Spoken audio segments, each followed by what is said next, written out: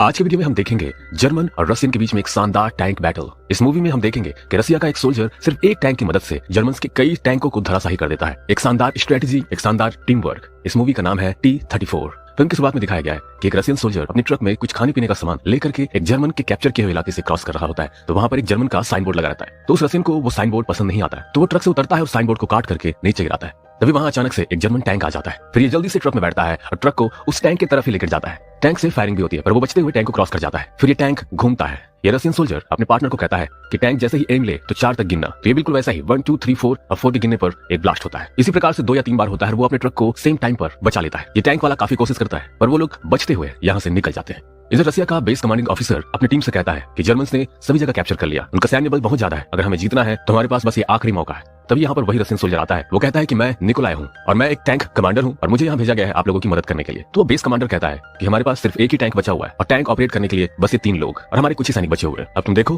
तुम कैसे इसको हैंडल कर सकते हो। तब निकोलाई अपनी टीम से बात करता है कि हम एक स्ट्रेटेजी बनाएंगे और उन जर्मन्स पर भारी पड़ेंगे। तब इसकी टीम उस पर हंसती है क्योंकि जर्मन के पास बहुत सारे टैंक्स हैं, फौज है और इनके पास कुछ भी नहीं। पर निकोलाई उनको डांटते हुए तैयार होने को कहता है। फिर ये अपना टैंक निकालते हैं और वहां से चलते हैं और एक खाली पड़े गांव में एक स्ट्रेटेजी तैयार करते हैं, क्योंकि इसी गांव में कुछ देर बाद जर्मन्स के टैंक आने वाले हैं। तो निकोलाई पहले से तैयार हो जाता है कुछ सोल्जर्स और अपने एक टैंक को लेकर के। फिर दिखाया जाता है कि जर्मन्स अपने 8 टैंकों के साथ में और कुछ सोल्जर्स के साथ में वहां पर आते हैं। जर्मन्स के इस टुकड़ी का कमांडर होता है क्लाउस, जो एक टैंक कमांडर भी होता है। वो लोग जब गांव की तरफ बढ़ते हैं तो क्लाउस को थोड़ा सा डाउट होता है कि पक्का इस गांव में कुछ तो है, तो वो अपनी टुकड़ी को रुकने को कहता है। वैसे तो ये गांव खाली करा दिया गया है, जंग के दौरान ऐसे गांव खाली करा दिए जाते हैं। निकोलाई देखता है कि जर्मन्स की टुकड़ी रुक चुकी है, तो वो एक चाल चलता है, एक नकली टैंक होने का वहां पर नाटक करते हैं। तो क्लाउस उस ट्रैप में फंस जाता है। उसे लगता है कि वहां पर एक टैंक छुपा हुआ है। फिर वो अपनी एक टुकड़ी को उधर जाने को कहता है और निकोलाई को इसी बात का इंतजार रहता है। तभी वो फायर करता है और एक साथ 2 टैंक को उड़ा देता है और यहाँ पर शुरू होती है एक टैंक बैटल और पैदल सैनिकों का फायरिंग। यहाँ पर निकोलाई द्वारा एक शानदार स्ट्रेटेजी बैटल दिखाया गया है, जिसमें निकोलाई छुप छुप कर एक एक करके जर्मन्स के टैंक्स को उड़ाता जाता है। निकोलाई की टीम काफी खुश है क्योंकि उन्होंने सोचा भी नहीं होगा कि वो एक साथ इतने सारे टैंक्स को डिस्ट्रॉय कर सकते हैं।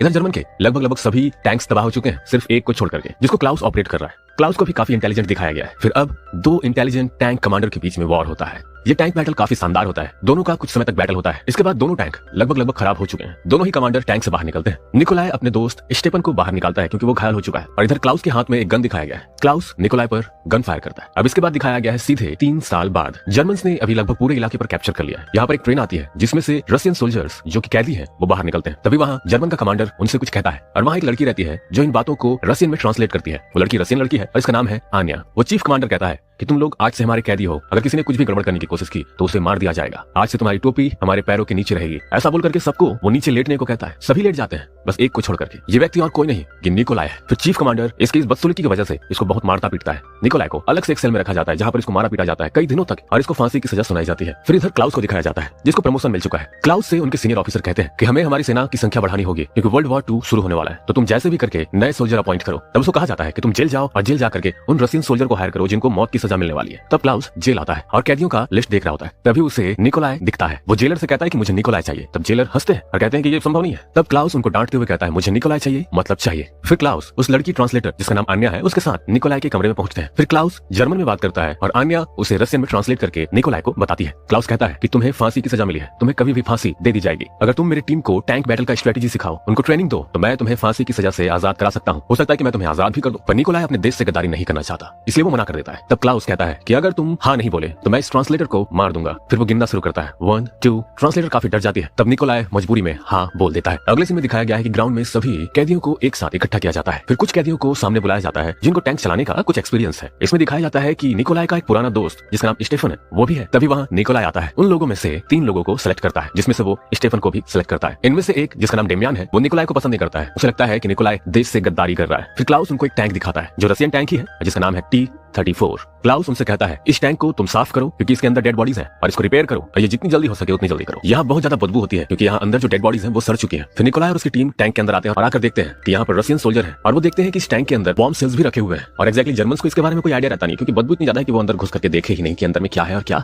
नहीं है। तो निकोलाई इसका फायदा उठाता है। वो सभी डेड बॉडीज को कवर करते हैं, बांधते हैं, डेड बॉडीज के जैसा ही एक शेप बनाते हैं जिसमें वो बॉम्ब सेल्स को रखते हैं। फिर ये लोग अपने सोल्जर्स को पहाड़ी पे एक जगह दफना देते हैं और वहीं पर वो बॉम्ब सेल्स को भी दफना देते हैं और इन सबको पत्थरों से ढक दिया जाता है। फिर निकोलाई वहां पर खड़ा होकर के चारों तरफ को एनालाइज करता है, वहां पर मैपिंग करता है फिर वो अपने वर्किंग बेस में आकर के जहाँ पर उसकी टीम टैंक को रिपेयर कर रही होती है, वहाँ पर एक बॉक्स है जिसमें सैंड है। निकोलाई उसमें पूरा का पूरा मैपिंग करता है और स्टेफन को बताता है कि हम यहाँ से इस प्रकार से भागेंगे। तो स्टेफन उस पर डाउट करता है, कहता है कि ये पॉसिबल नहीं है। तो निकोलाई कहता है हम ये करके दिखाएंगे। अगले सीन में क्लाउस निकोलाई और उस लड़की आनिया को मिलने के लिए बुलाता है। यहाँ क्लाउस निकोलाई को उस जगह की मैपिंग को समझाता है, जब ट्रेनिंग होगी तो तुम्हें हेल्प मिलेगी। पर निकोलाई के दिमाग में तो इस एरिया का मैपिंग पहले से हो चुका है, इसलिए वो क्लाउस की बात को ध्यान नहीं देता और वो सिर्फ आनिया को देखता रहता है। फिर क्लाउस जब अपने मैप को ड्रॉयर में रख रहा होता है तो आनिया और निकोलाई दोनों उसको गौर से देख रहे होते हैं, क्योंकि निकोलाई को उस मैप की आवश्यकता है। फिर उसके अगले दिन जब निकोलाई अपने वर्किंग बेस में टैंक को रिपेयर कर रहा होता है तब वहाँ पर आनिया आती है और निकोलाई को एक साबुन देती है जिसमें उस कमरे का और ड्रॉयर का चाबी का निशान होता है और कहती है जितना जल्दी हो सके तुम इसकी चाबी बनाकर मुझे दो। अब टैंक बन चुका है तो उसकी परफॉर्मेंस दिखाने को कहता है क्लाउस। तो निकोलाई और उसकी टीम टैंक को बाहर निकालती है और उसको परफॉर्मेंस करके दिखाती है। क्या शानदार परफॉर्मेंस देख करके सबके सब खुश हो जाते हैं। इसके बाद निकोलाई आनिया को कहता है कि तुम मैप लेकर के इस इलाके के बाहर में जो रास्ता है वहां पर मिलना। फिर अगले समय दिखाया जाता है कि यहाँ बहुत सारे गेस्ट आ रहे हैं जो ट्रेनिंग देखना चाहते हैं और वो सभी वॉच टावर में रहते हैं। इधर निकोलाई और उसकी टीम जहाँ पर वो बॉम्ब सेल्स को छुपाए होते हैं उसको बाहर निकालते हैं और अपने टैंक के अंदर रखने लगते हैं। फिर निकोलाई वहां पर एक स्ट्रेटेजी अपनाता है, कहीं पर कुछ आग लगाता है जिसकी वजह से पूरा धुआं धुआं हो जाता है और निकोलाई एक टैंक को उड़ा देता है। जब क्लाउस और बाकी सभी सीनियर देखते हैं कि किसी ने टैंक को उड़ा दिया तो पूरी की पूरी टीम अलर्ट हो जाती है और निकोलाई को ढूंढना शुरू कर देती है, पर धुएं की वजह से समझ में नहीं आता है कि वो एग्जैक्टली है कहाँ। तभी निकोलाई झाड़ियों के बीच से होते हुए उस वॉच टावर पे ही निशाना जमाता है जहाँ पर सभी सीनियर्स हैं। क्लाउस ये देख लेता है और एक सीनियर को लेकर के वहां से बाहर आ जाता है, लेकिन बाकी सीनियर्स खत्म हो जाते हैं। फिर निकोलाई अपनी टैंक को लेकर के इन लग्जरी कार्स के ऊपर से चलता है और उन कारों को तबाह करते हुए आगे बढ़ता है। इन टैंक्स पर छोटे छोटे हथियारों से हमला किया जाता है, पर टैंक पर इन हथियारों का कोई भी असर नहीं होता। क्लाउस भी उस टैंक पर गन फायर करता है। तो इस प्रकार से निकोलाई अपने टैंक को लेकर के उस एरिया से बाहर निकल जाता है। इधर आनिया भी मैप लेकर के उस जेल से बाहर आ जाती है और रोड के किनारे आके खड़ी होती है। तभी थोड़ी देर बाद वहां पर निकोलाई टैंक लेकर के आता है। तब वो लेडीज बेहोश हो जाती है क्योंकि सड़क पर टैंक चल रहा है। तब आनिया भी खुश हो जाती है और खुश होकर के वो उस टैंक के अंदर आती है। फिर ये लोग टैंक को लेकर के आगे बढ़ते हैं और एक शहर में पहुंचते हैं। शहर के सभी लोग यहाँ वहाँ भागना शुरू करते हैं क्योंकि शहर में टैंक घूम रहा है, वो भी रशियन टैंक। फिर वो टैंक को रोक करके खाने पीने का सामान लेते हैं और कुछ कपड़े वगैरह लेते हैं। इधर क्लाउस को उसका सीनियर डांटना शुरू करता है, कहता है कि तुम्हारी जिम्मेदारी थी, तुम ही इसे वापस लाओगे, चाहे कुछ भी करना पड़े करो। फिर सब के सब उसे पकड़ने की तैयारी करते हैं। निकोलाई को एक्जैक्टली चेकोस्लोवाकिया जाना होता है क्योंकि वहां पर जर्मन्स की फौज है, लेकिन बीच में एक छोटा सा गांव पड़ता है जिसको उसे क्रॉस करना होगा और ये बात रशियंस को भी पता है कि अगर वो एक बार चेकोस्लोवाकिया पहुंच गया तो फिर हम उसे नहीं पकड़ पाएंगे। इसलिए जंगल के बीच में रास्ते में कुछ मशीनरीज लगा करके उसे रोकने की कोशिश करते हैं। निकोलाई के टैंक पर हमला होता है तो निकोलाई अपना टैंक जंगल की तरफ ले जाते हैं और टैंक को घुमा करके जंगल के डीप अंदर ले जाते हैं। फिर क्लाउस एक प्लेन के जरिए ये देखने की कोशिश करता है कि एक्जैक्टली निकोलाई किधर है, वो कौन से रास्ते से जा रहा है। फाइनली क्लाउस को रोड में टैंक के निशान दिखते हैं और वो समझ जाता है कि एक्जैक्टली निकोलाई कहां पर हो सकता है। फिर क्लाउस अपनी टीम से आकर कहता है कि हमें वहां जाना है, तैयार हो जाओ। अब रात हो चुकी है तो टैंक को लेकर के वो झील किनारे रुकते हैं और सभी को नहाने का मन करता है तो सभी के सभी झील में उतर करके नहाते हैं। फिर वो रात वहीं रुकने का डिसीजन लेते हैं, लेकिन आधी रात को निकोलाई को कुछ आवाज आता है टैंक्स का। फिर वो समझ जाता है कि रशियंस को हमारे यहाँ होने का पता चल चुका है, तो वो सभी के सभी वहां से जाने की तैयारी करते हैं। पर अब वो आनिया को अपने साथ लेकर के नहीं जाते। निकोलाई आनिया को कहता है कि तुम पैदल जाओ और तुम हमारा इंतजार उस गांव के बाहर में करना। अब ये लोग यहाँ से टैंक लेकर के उस छोटे से गाँव में पहुंचते हैं, पर यहाँ पर क्लाउस और उसकी टीम टैंक्स के साथ तैयार है। जब ये गांव में टैंक लेकर के आगे बढ़ रहे होते हैं तब क्लाउस का टैंक उस पर हमला करता है। निकोलाई जैसे तैसे बचते हुए दूसरे रास्ते पर कट जाता है। तब वहाँ एक और टैंक रहता है। निकोलाई के टैंक में काफी लिमिटेड बॉम्ब सेल्स हैं, तो उनको ध्यान से अपने एक एक बॉम्ब सेल्स को यूज करना होगा। तो यहाँ पर जो बॉम्ब सेल यूज किया जाता है वो ग्राउंड में टकरा करके टैंक के अंदर घुस जाता है और टैंक को ब्लास्ट कर देता है, जिससे क्लाउस उसके पीछे नहीं आ पाता क्योंकि रास्ता ब्लॉक हो चुका है। फिर निकोलाई थोड़ा आगे जाता है तो वहाँ पर दो रास्ते डाइवर्ट हुए हैं। तो निकोलाई टैंक से उतर करके देखता है वहाँ पर कहाँ टैंक है, तो वो देखता है कि पीछे भी टैंक है, लेफ्ट में भी टैंक है और सामने भी टैंक है। तो ऐसी सिचुएशन में वो आगे जा ही नहीं सकता क्योंकि तीन टैंक से सामना करना उसके पास की बात नहीं है और एक्जैक्टली वो टैंक्स उसका इंतजार ही कर रहे होते हैं। तो निकोलाई अपनी टीम को आकर के बताता है कि एक्जैक्टली ये सिचुएशन है, अगर कोई एक टैंक को हम डाइवर्ट कर सके तो हम यहाँ से उस दीवार को तोड़ करके बाहर निकल पाएंगे। तो उनमें से एक जिसका नाम डेमियान है वो कहता है कि मैं जाऊंगा और वो एक ग्रेनेड लेता है और वहां से बाहर निकलता है और एक टैंक पर जंप करके थोड़ी सी मारपीट करता है और ग्रेनेड को टैंक के अंदर डाल देता है, जिससे एक ब्लास्ट की आवाज आती है और फिर तुरंत ये लोग टैंक स्टार्ट करते हैं, बस दीवार को तोड़ते हुए दीवार को क्रॉस कर जाते हैं। और इधर जो दो टैंक्स रहते हैं वो चाह करके भी निशाना नहीं लगा पाते और जैसे ये दीवार को तोड़ करके एक दीवार क्रॉस करते हैं देखते हैं कि ठीक उनके सामने में एक टैंक है और दोनों एक दूसरे को एम में लेने के लिए अपने टैंक को रोटेट करते हैं, पर निकोलाई राइट टाइम पे उस पर फायर करता है और उसे डिस्ट्रॉय कर देता है।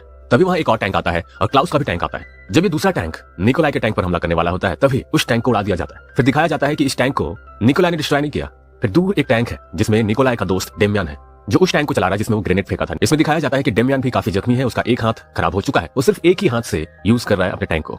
तब क्लाउस उस टैंक पर एम करता है और उस टैंक को डिस्ट्रॉय कर देता है। एक बार फिर निकोलाई और क्लाउस का टैंक आमने सामने होता है। निकोलाई और क्लाउस दोनों बाहर निकलते हैं। निकोलाई क्लाउस से 5 मिनट मांगता है। इतने में निकोलाई अपने दोस्त डेमियान को उस टैंक से बाहर निकाल कर ले आता है। वो जिंदा है, बस घायल हो चुका है। फिर अगला सीन दिखाया होता है, एक ब्रिज के ऊपर क्लाउस निकोलाई का इंतजार कर रहा होता है। तभी वहां निकोलाई का टैंक आता है। क्लाउस के पास बॉम्ब सेल्स की भरमार है, तो वो एक के बाद एक बॉम्ब सेल्स का इस्तेमाल करता है निकोलाई के टैंक के ऊपर। बट निकोलाई के पास सिर्फ एक ही बॉम्ब सेल्स है, इसे वो राइट टाइम में यूज करना चाहता है, इसलिए वो अपने टैंक को कभी लेफ्ट तो कभी राइट बचाते हुए आगे बढ़ रहा होता है। निकोलाई का टैंक भी काफी डैमेज हो चुका है, उसके पहिए के चिन्ह निकल चुके हैं, बट निकोलाई आगे बढ़ता जाता है और जब परफेक्ट टाइम आता है तो क्लाउस के टैंक पर बॉम्ब सेल्स से फायर करते हैं। फिर वो क्लाउस के टैंक को धक्का देकर के ब्रिज के एकदम किनारे पे ले आते हैं। क्लाउस पूरा घायल हो चुका है, वो टैंक से बाहर निकलता है। टैंक किसी भी वक्त ब्रिज से नीचे गिर सकती है। निकोलाई गन लेकर के बाहर निकलता है, बट वो उसे गोली नहीं मारता। क्लाउस एक आखिरी बार निकोलाई से हाथ मिलाता है और वो टैंक नीचे गिर जाता है और क्लाउस की मौत हो जाती है। अगले समय दिखाया जाता है कि आन्या एक मैदान में निकोलाई का इंतजार कर रही होती है। तब वो देखती है कि निकोलाई और उसकी टीम आ रहे हैं पैदल पैदल। ये लोग डिम्यान को अपने हाथों में लेकर के आ रहे होते हैं। सब मिलते हैं और ये मूवी यहीं खत्म होती है। ये सभी के सभी अपने अपने घर चले जाते हैं। दोस्तों, उम्मीद करता हूँ आप लोगों को ये मूवी, ये कहानी अच्छी लगी हो,